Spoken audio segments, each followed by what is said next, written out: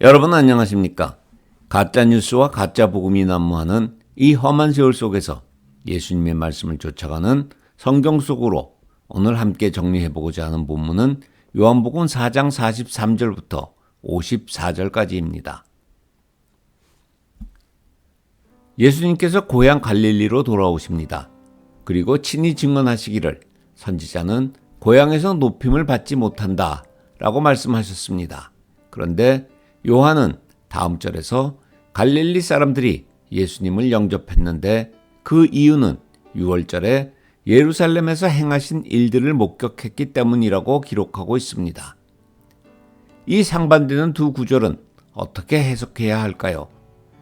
당시 갈릴리에는 예수님의 기적을 좇는 사람들은 많이 있었지만 예수님 보시기에 그들은 가짜였기 때문에 높임을 받지 못했다고 말씀하신 것입니다.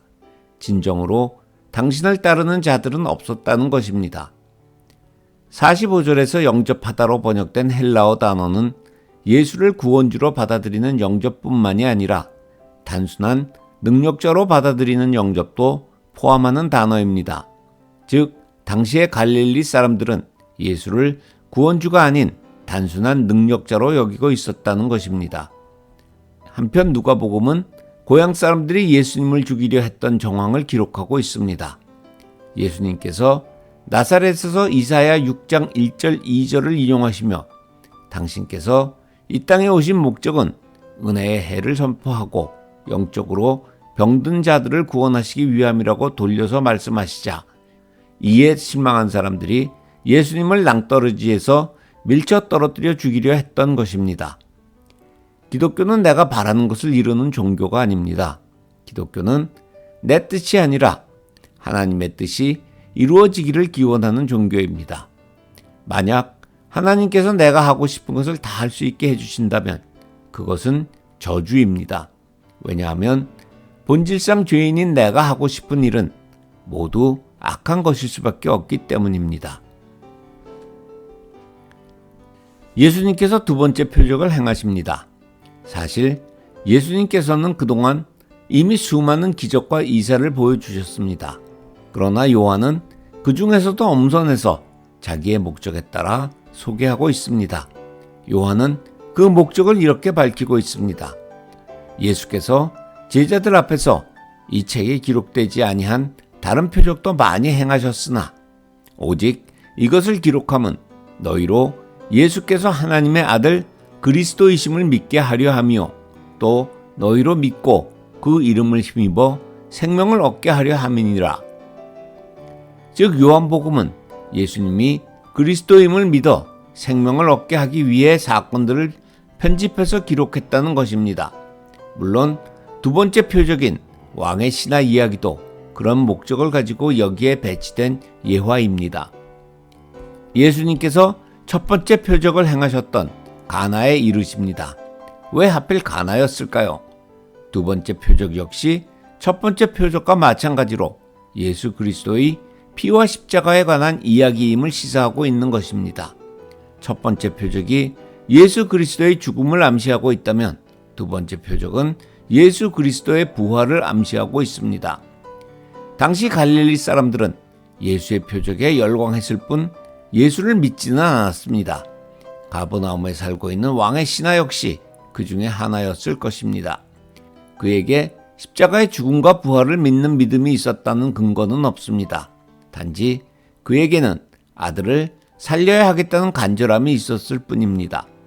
그래서 그는 약 30km 떨어진 가나까지 예수님을 찾아옵니다. 그의 아들이 사경을 헤매고 있었으므로 무조건 자기 집으로 오셔서 살려달라고 매달립니다. 진짜 예수를 믿었다면 말씀으로 고쳐달라고 했을 것입니다. 이때 예수님께서 다소 냉소적인 말씀을 하십니다.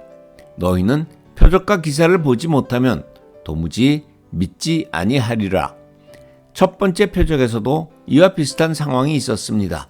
예수님의 어머니가 포도주가 떨어졌다고 예수의 능력을 구했을 때 예수님께서는 여자여 나와 무슨 상관이 있나이까? 라면 일단 냉소적인 반응을 보이셨습니다. 이러한 냉담한 반응 속에는 깊은 의미가 담겨 있습니다.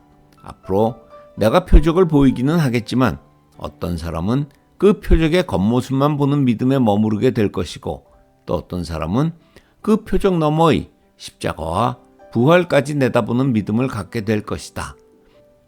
그런데 중요한 것은 그 믿음을 주시는 분은 하나님이라는 사실입니다. 예수님께서는 이 신하에게 믿음을 주시기로 창세전에 결정하셨습니다. 그래서 모든 사건은 이 신하가 진짜 믿음을 가질 수밖에 없도록 전개됩니다. 예수님께서 말씀하십니다. 가라, 내 아들이 살아있다. 그는 무조건 이 말씀을 믿고 가버나움으로 돌아갑니다. 물론 이 신하가 예수님의 말씀을 완전히 믿고 돌아갔는지는 확실하지 않습니다. 정황상 예수님께서 돌아가라고 하시니 돌아갔을 것입니다. 그런데 이 신하는 가버나움으로 돌아가는 길에 자신의 종들을 만나 아이가 살아났다는 기쁜 소식을 듣게 됩니다. 놀랍게도 그 아이의 열이 떨어진 시점은 바로 예수님께서 내 아들이 살아있다라고 말씀하셨던 어제 7시경이었습니다. 이때 그의 믿음은 완성됩니다. 마태복음에는 이와 유사한 백부장의 이야기가 나옵니다. 가버나움의 백부장이 예수님께 나와서 자기 종의 중풍을 고쳐달라고 간구합니다. 그러자 예수님께서 직접 가셔서 고쳐주시겠다고 말씀하십니다. 그러나 백부장은 뭘 수고스럽게 직접 나들이를 하려 하십니까? 말씀만 하셔도 단번에 나올 수 있을 것입니다. 라고 말합니다. 예수님께서는 이 백부장의 믿음을 칭찬하시며 가라, 내 믿음대로 될지어다 라고 말씀해 주십니다. 물론 종의 병은 그 순간 다 나았습니다. 요한복음 4장에 등장하는 왕의 신하와 마태복음에 등장하는 백부장이 동일 인물인지는 확실치 않습니다. 그러나 요한복음의 왕의 신하는 예수님의 표적을 경험하며 예수님에 대한 믿음이 생긴 경우이고 마태복음의 백부장은 이미 믿음을 가지고 예수님을 만난 경우라는 차이가 있습니다.